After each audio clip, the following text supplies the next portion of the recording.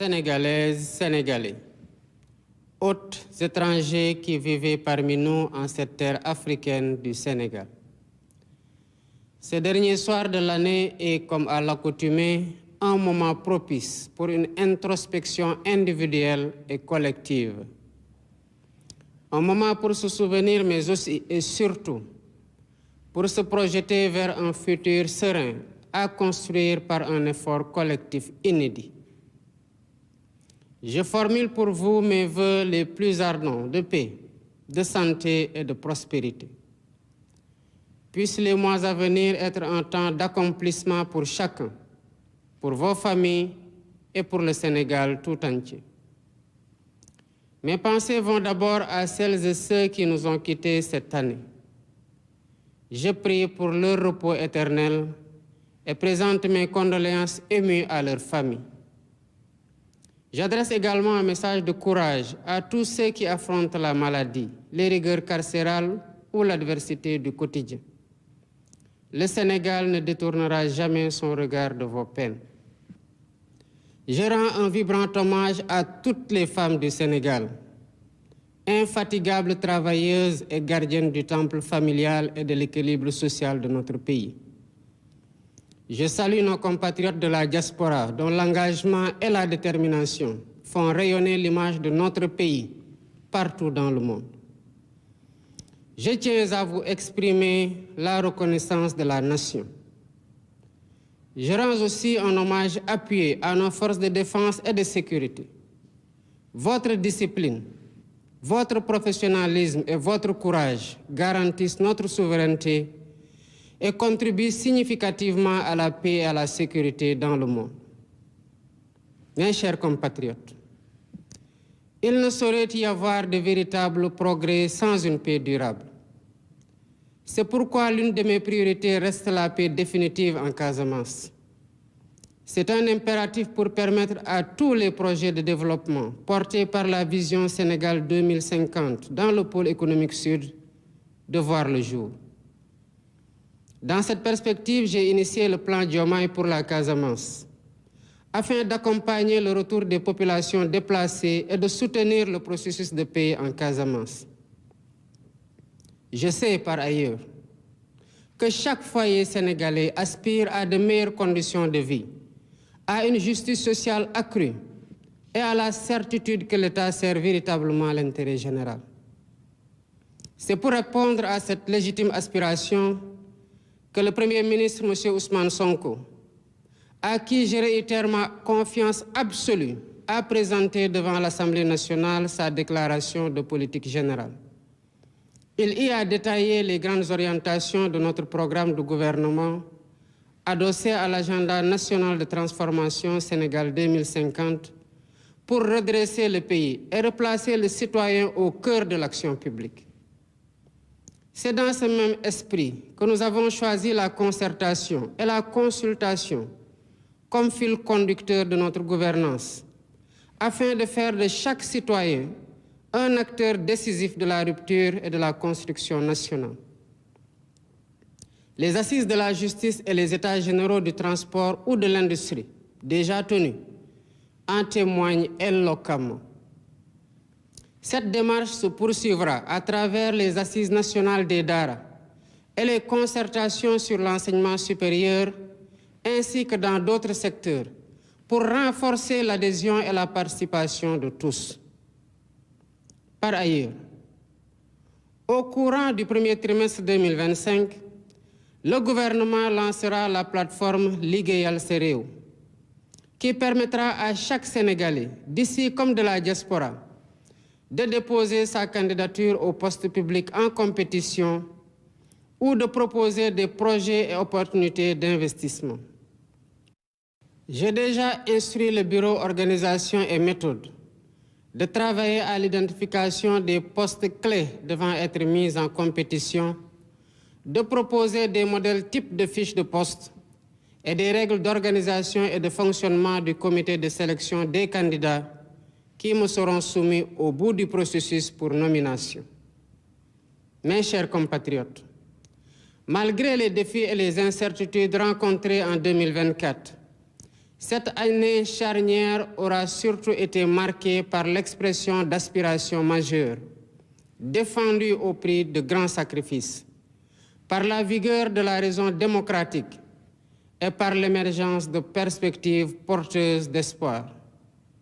En effet, le 24 mars 2024, vous m'avez largement accordé votre confiance, m'offrant ainsi le suprême honneur de présider aux destinées du peuple sénégalais.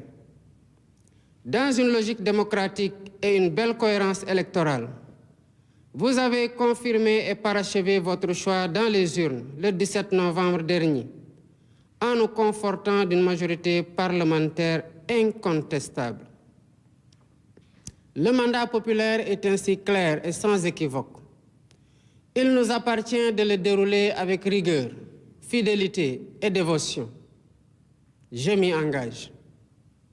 À cet instant solennel, je voudrais rendre grâce à Dieu et remercier le vaillant peuple sénégalais pour sa grande maturité démocratique, saluée et reconnue dans le monde entier. Pour ma part, j'ai minutieusement décrypté ce puissant message venu des urnes. Dans leur grande majorité, les Sénégalais nous ont prêté les clés pour ouvrir les portes du changement systémique, ainsi que les fenêtres de la transformation nationale, dans la droiture, la probité et l'exemplarité. Djub, djubal, djubanti. C'est dans cette logique que j'ai pris un nouveau décret organisant le comité d'orientation stratégique du pétrole et du gaz, COS-Pétrogaz, pour y donner plus de place à l'opposition, à la société civile, aux syndicats et à l'ordre national des experts. J'entends ainsi garantir une exploitation optimale et transparente des ressources pétrolières et gazières au profit de l'économie nationale et des générations actuelles et futures. Toutefois, force est de reconnaître qu'aucun changement, aucune rupture n'est possible dans un environnement de corruption endémique. Si nous voulons le changement, nous devons résolument être prêts à nous réformer nous-mêmes dans nos comportements face au bien public et dans notre manière de servir la collectivité. Voilà pourquoi, au-delà de la modification de la loi portant statut général de la fonction publique, 4 lois sur la transparence et la bonne gouvernance seront soumises à la représentation nationale. Elles portent sur la protection des lanceurs d'alerte, la réforme de l'organe de lutte contre la corruption, l'accès à l'information et la déclaration de patrimoine. Concernant la déclaration de patrimoine, elle sera généralisée à tous les agents de la fonction publique sans exception, ainsi qu'à tous les postes électifs ou nominatifs impliquant une gestion budgétaire, quelle qu'en soit l'importance. Les modalités de publicité et de mise à jour des déclarations souscrites seront définies par la loi. Mes chers compatriotes, je suis pleinement conscient des difficultés que les Sénégalais ont traversées ces dernières années. C'est pourquoi, face à la vie chère et malgré une conjoncture économique plus que difficile, dès les premières semaines de mon mandat, le gouvernement a pris des mesures concrètes pour soutenir les producteurs locaux et réduire le prix des denrées de première nécessité. D'un autre côté, les réformes institutionnelles en cours avec la suppression du Conseil économique, social et environnemental et du Haut Conseil des collectivités territoriales se poursuivront au courant de l'année 2025. Le comité restreint que j'ai déjà mis en place pour l'identification des lois et décrets à prendre ou à abroger est à pied d'œuvre pour matérialiser les consensus forts issus des assises de la justice. Par ailleurs, l'inflation notée des partis politiques, favorisée par une application trop laxiste des textes en vigueur, a conduit à une fragmentation excessive et à une inflation préoccupante, préjudiciable à une respiration démocratique de qualité. Dans un avenir proche, des concertations sur notre système politique se tiendront dans le but d'y apporter plus de lisibilité, plus de transparence et de rationalisation. Toutes ces réformes, comme d'autres, vise uniquement à rapprocher l'État des citoyens, à mieux prendre en charge leurs aspirations et à asseoir les bases d'un Sénégal fier de ses valeurs et intransigeant sur sa souveraineté. La diplomatie sénégalaise, fidèle à sa doctrine, continuera à promouvoir les idéaux de paix et de justice, tout en apportant sa solidarité agissante et son soutien actif aux peuples opprimés du monde. Tous les amis du Sénégal seront traités comme des partenaires stratégiques dans le cadre d'une coopération ouverte, diversifiée et décomplexée. D'ores et déjà, j'ai instruit le ministre des Forces armées de proposer une nouvelle doctrine de coopération en matière de défense et de sécurité, impliquant, entre autres conséquences, la fin de toutes les présences militaires de pays étrangers au Sénégal dès 2025. Mes chers compatriotes, prenons le temps de nous regarder dans le miroir de notre histoire et de nos valeurs, pour nous rappeler qui nous sommes, d'où nous venons et où nous aspirons à aller. Au-delà des réformes et des politiques, arrêtons-nous un moment pour évoquer en profondeur ce qui nous unit. Cette exigence d'unité et de fraternité quasi existentielle pour bâtir l'avenir que nous voulons nous rappelle l'importance de cette communion nationale autour de la même flamme de l'espoir, de la solidarité et du vivre ensemble. Dans un esprit d'humilité et de détermination, nous construisons pierre après pierre le Sénégal que nous voulons. Cette œuvre exige la mobilisation de toutes les énergies et s'appuie sur un esprit de solidarité, de tolérance, de don de soi et de dépassement. Des épreuves les plus dures de l'esclavage aux luttes contemporaines pour l'indépendance et la démocratie, en passant par la colonisation, nous avons démontré avec constance une résilience inébranlable. C'est dans cet esprit et par devoir de mémoire, de vérité et de justice que nous avons commémoré pour la première fois l'anniversaire du massacre de Thiaroye. Nous avons voulu d'une part rendre hommage aux victimes et graver leur mémoire dans notre conscience collective. Et d'autre part, jeter les bases de la restauration de la vérité historique sur cet épisode tragique de notre histoire. La même dette morale nous engage aussi envers les victimes des événements survenus entre mars 2021 et février 2024 et leurs familles.